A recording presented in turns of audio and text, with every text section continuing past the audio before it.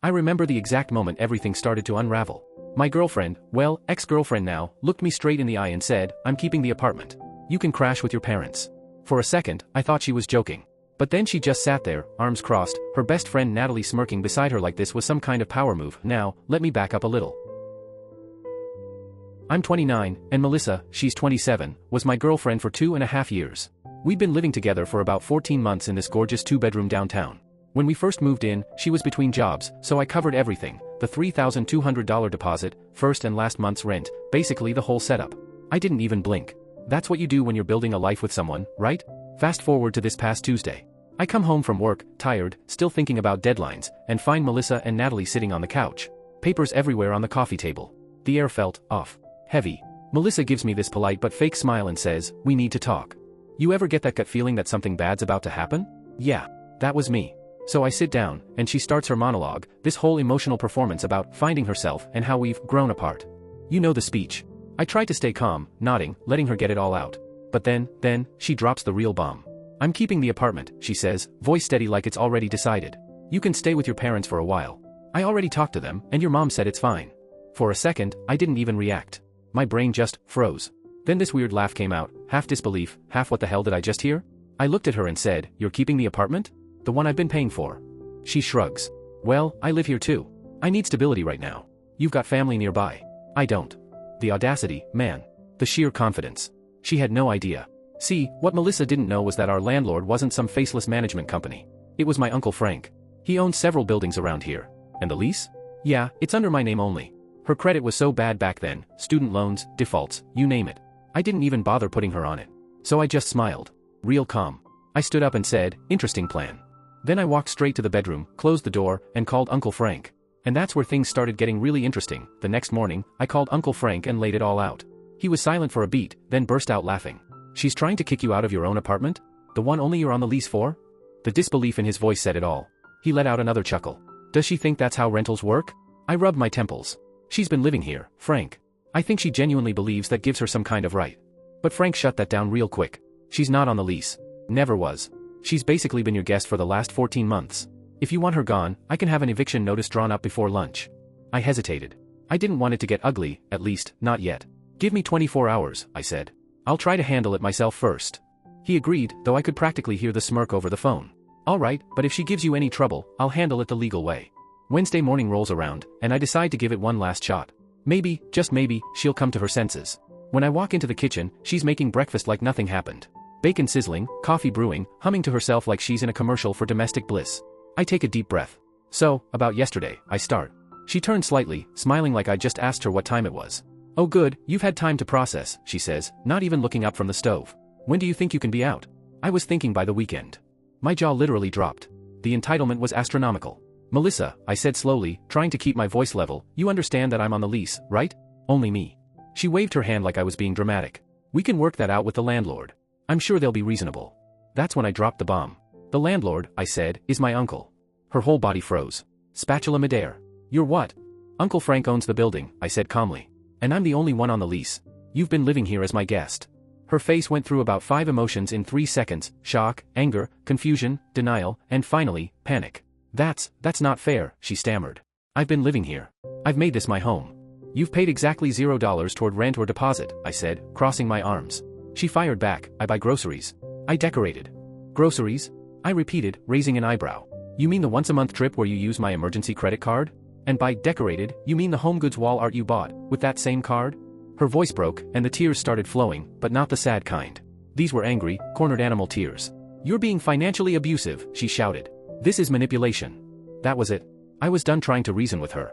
I pulled out my phone, scrolled to Uncle Frank's messages, and typed just 2 words. "Go ahead."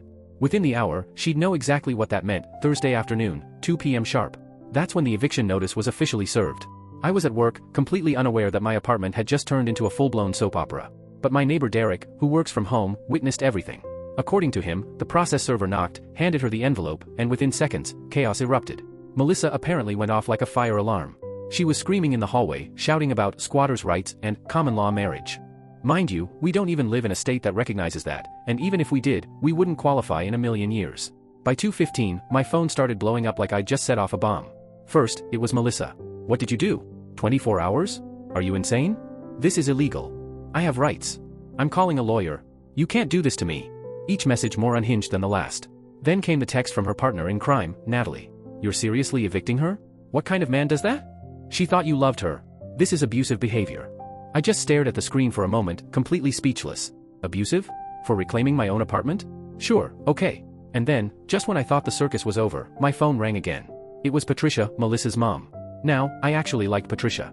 She was polite, reasonable, the kind of mom who sent Christmas cards and asked about my job. So, I picked up. Dennis, she said, she could never remember my name was David. What's this about you throwing Melissa out? I took a deep breath. Patricia, she tried to kick me out of my own apartment. She's never paid rent, she's not on the lease, and she told me I could crash with my parents. There was a long pause.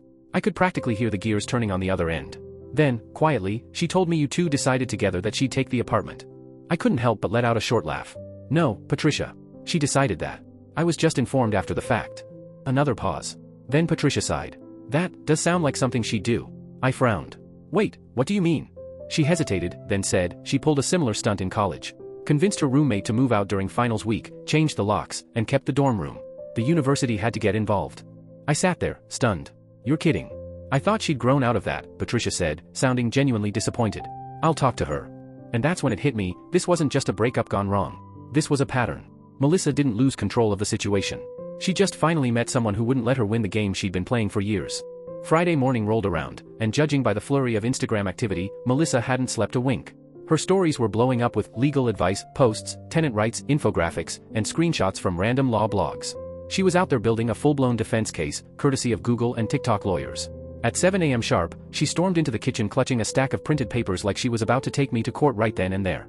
Her hair was a mess, eyes red, but her confidence? Untouched. She slapped the papers onto the counter and said, according to these sources, I'm a tenant, regardless of whether I'm on the lease. You have to give me at least 30 days notice. I took the papers, flipping through them slowly. Every page had a different state seal. Florida, Oregon, New Jersey. Not one from our state. Melissa, I said, keeping my tone calm, these laws apply to actual tenants. You're not a tenant, you're a guest who's overstayed her welcome. Her eyes narrowed. I get mail here. That makes me a tenant. I couldn't help but laugh a little. You get mail here because you used my address without permission.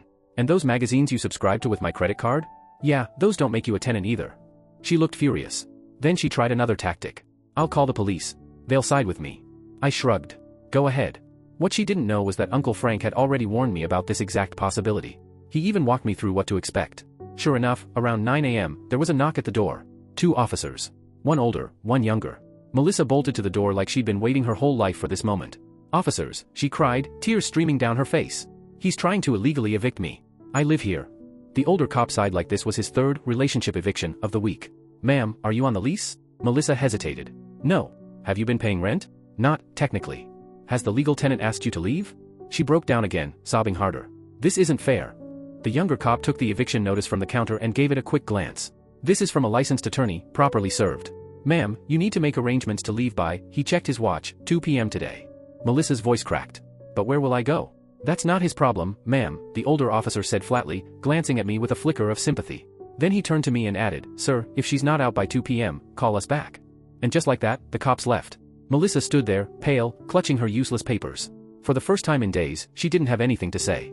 But something told me she wasn't done yet. The moment the cops left, the shift in Melissa was almost instant. All that smug confidence she'd been radiating for days? Gone. Replaced by pure panic. She followed me into the living room, her voice trembling now. David, please. Can we talk about this like adults? I didn't even look up. We tried that, remember? You told me to move back in with my parents. Her voice cracked. I was emotional. I didn't mean it like that. I finally met her eyes. Then how did you mean it, Melissa? She opened her mouth, but nothing came out. For once, she didn't have an answer. By noon, she was pacing around, phone glued to her ear, calling everyone she could think of. I didn't even need to eavesdrop, she was loud enough for the whole building to hear. What do you mean you don't have room? She snapped into the phone. You have a whole couch. No, just for a few nights. This is an emergency. It went on like that, call after call, each one shorter, more desperate. Apparently, nobody was eager to host the woman who'd spent years stepping on people to get her way. Shocking, right? At 12:30, she tried a new angle. The classic manipulation card. If you kick me out, she hissed, I'll post everything on social media. Everyone will know what kind of person you really are. I didn't even flinch. Go ahead, I said. Just make sure you include the part where you tried to steal my apartment after I paid for everything for over a year. She actually started typing, furiously tapping away at her phone, narrating as she wrote. About to be homeless because my ex is evil. 2 years together meant nothing. Remember this when a man says he loves you. I leaned over slightly. You might want to add the context, I said calmly. Like how you tried to kick me out of my own place. She stared at me, her lips trembling, then deleted the draft without saying a word. 5:00 p.m., the final act. Uncle Frank showed up with 2 professional movers he'd hired himself. I want this done properly, he said, straightening his tie. No room for her to claim we damaged anything. Melissa's stuff honestly didn't fill much space, some clothes, makeup, a few books, and that gaming setup I'd bought her last Christmas. The movers were efficient. In less than an hour, everything was boxed up and ready to go. One of the movers turned to Frank. Where should we take it? Melissa, sitting on the couch furiously texting, looked up in panic. I don't know. I don't have anywhere. Can't you just leave it here until I figure it out? Uncle Frank's tone was firm but not cruel. No. You have 10 minutes to decide, or we'll put it in storage. You can pay to get it out later. Melissa scrambled, grabbing her phone again. Mom, please pick up, please. I could actually hear Patricia's voice through the speaker. Calm but exasperated. I told you this would happen, Melissa. Your father and I are in Florida for the month. Call your cousin Rita. Apparently, cousin Rita lived an hour away and wasn't thrilled about the situation, but she agreed to let Melissa crash there for a few days. As the movers carried the last box out, Melissa turned to me, eyes red and wet. You're really going to do this? Throw me out like trash? I took a breath, keeping my voice even. I'm not throwing you out, Melissa. I'm just enforcing the same boundary you tried to set. You said we needed to live separately, you just assumed you'd keep the apartment I pay for. Her jaw tightened. But I picked this place. I decorated it. It's more mine than yours. I almost laughed. You picked it from the 3 options I could afford. You decorated it with my money. And no, living somewhere rent-free doesn't make it yours. She stood there for a second, clutching her purse, trembling. Then she stormed toward the door, heels clicking hard against the floor.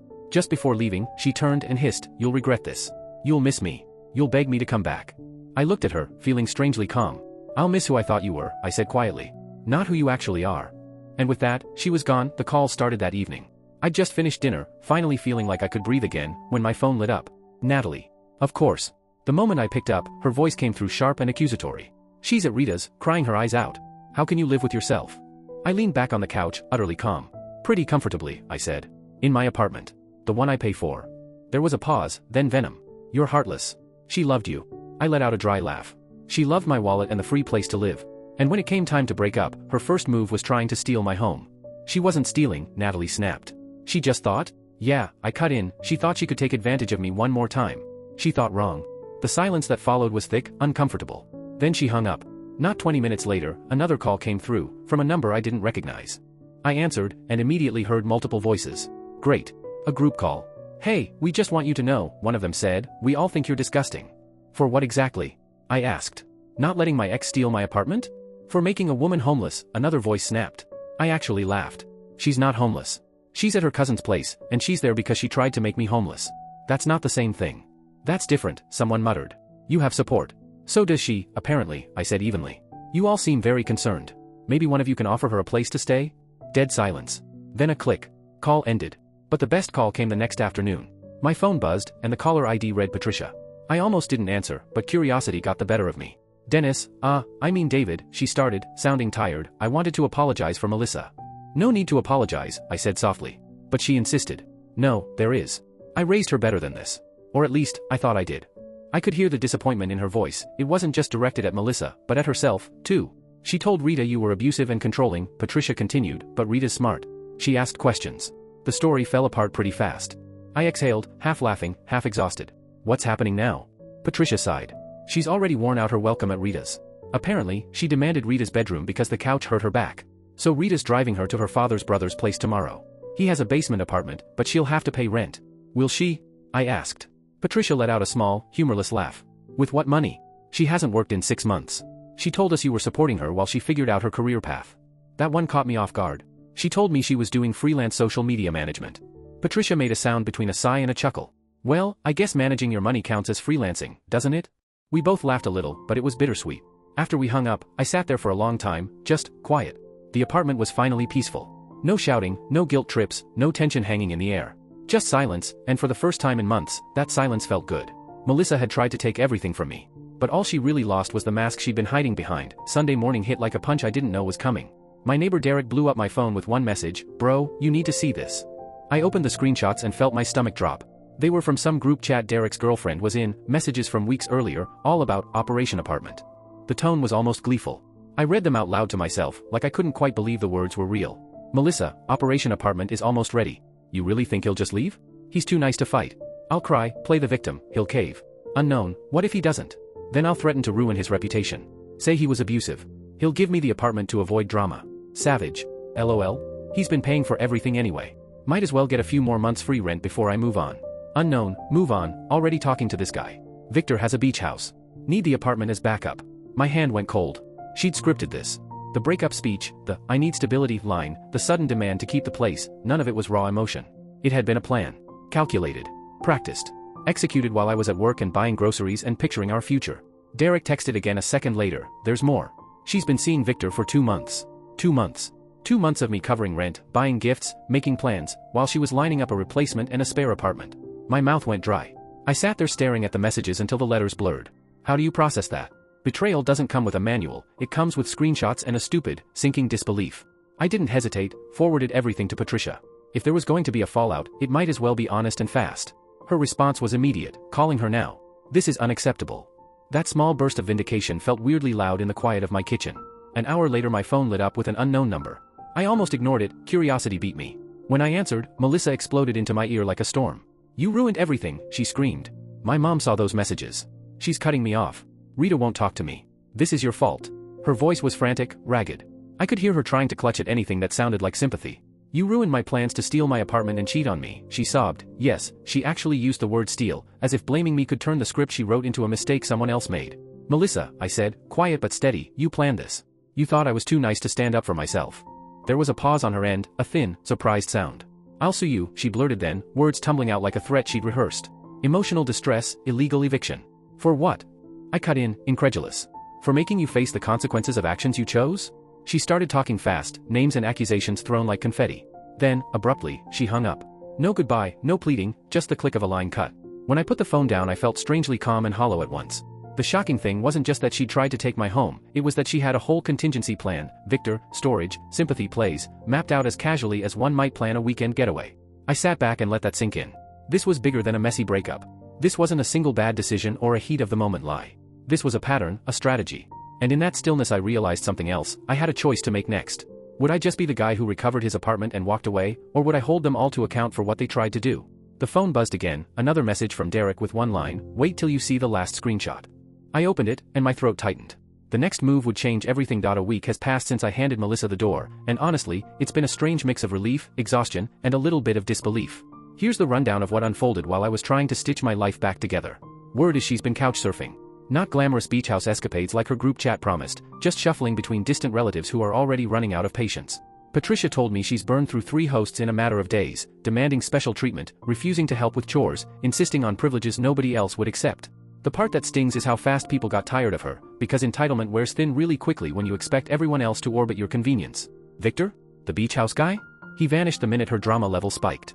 Apparently he was never looking for a girlfriend with baggage, just the fun, temporary version. Ghosted. Poof. That one still makes me smirk a little. Frauds and fair-weather people reveal themselves fast when the heat is on. Her social circle is fraying. Some of her friends still rally, loyal to the end, I guess, but others are starting to see the pattern. Natalie actually reached out, which surprised me. She sounded genuinely remorseful. I didn't know about Victor or the planning. I thought she loved you. I'm sorry for attacking you. That apology meant more than I expected. Maybe it was a tiny stitch on a torn friendship, but it felt like a proper human moment. The apartment itself? It finally feels like mine again. With Uncle Frank's blessing I changed the locks, reorganized the place so it actually fits me, and bought a new couch, because the old one had too many conversations glued into the fabric. The new couch is stupidly comfortable, and I'll be petty enough to admit I sleep better on it. Uncle Frank said something that stuck with me, entitled people act like they're smarter than the rules.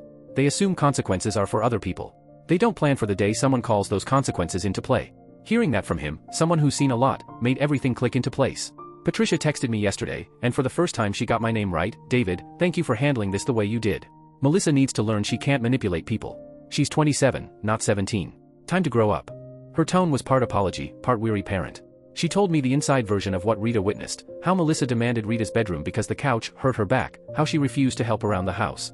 Rita drove her to another relative's place with a basement apartment, but Patricia doubted Melissa could hold down the spot. She hasn't had steady work in 6 months and apparently told her parents I was supporting her entire career pivot into freelance social media management.